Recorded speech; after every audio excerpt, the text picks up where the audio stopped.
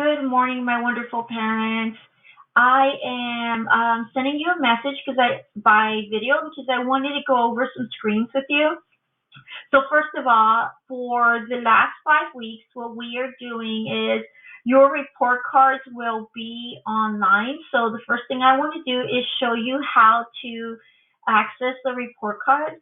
So if you are new to accessing hacks, or have never requested it before, you're going to go to nisd.net.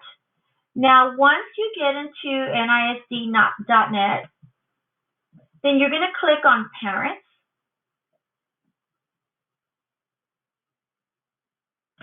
Hopefully it'll take a sec. There it is.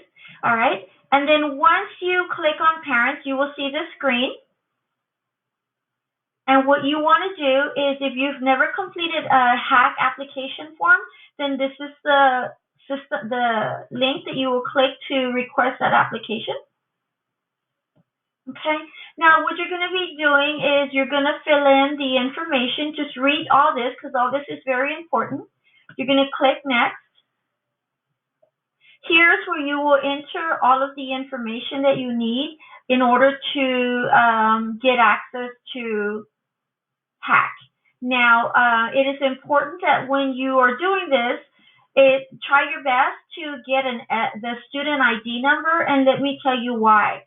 It's because we have various students with the same first name and last name, and it makes it a little bit harder to get that information. So we want to make sure we give you the correct student.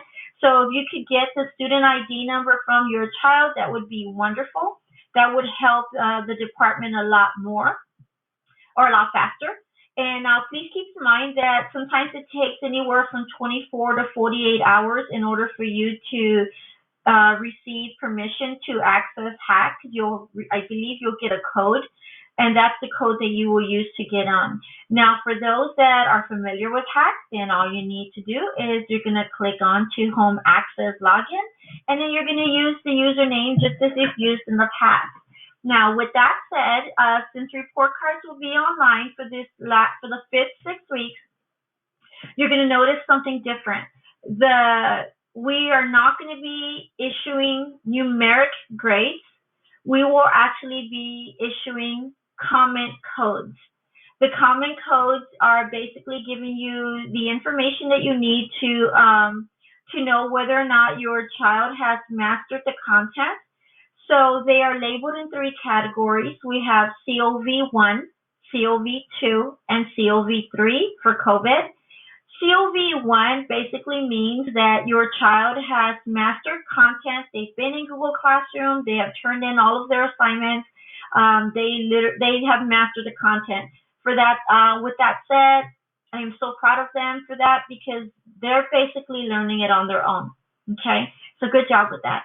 COV2 means that they're very close to mastering content. They have submitted some assignments, but not all. Or if the assignments that have been submitted, they have not corrected.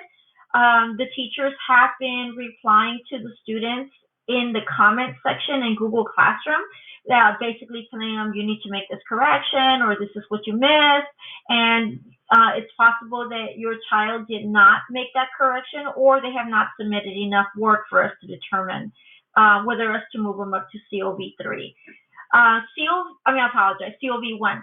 COV3 means that your child has not logged into Google Classroom, or they have logged into Google Classroom and are submitting turn-in or clicking on turn-in but not attaching any work, or have been in Google Classroom and have turned in some work but not enough.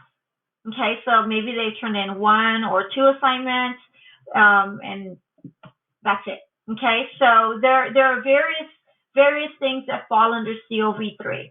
Now, with that said, if your child does get a COV3, please make sure you reach out to your child's teacher, so they can give you a better explanation why they fell in that category.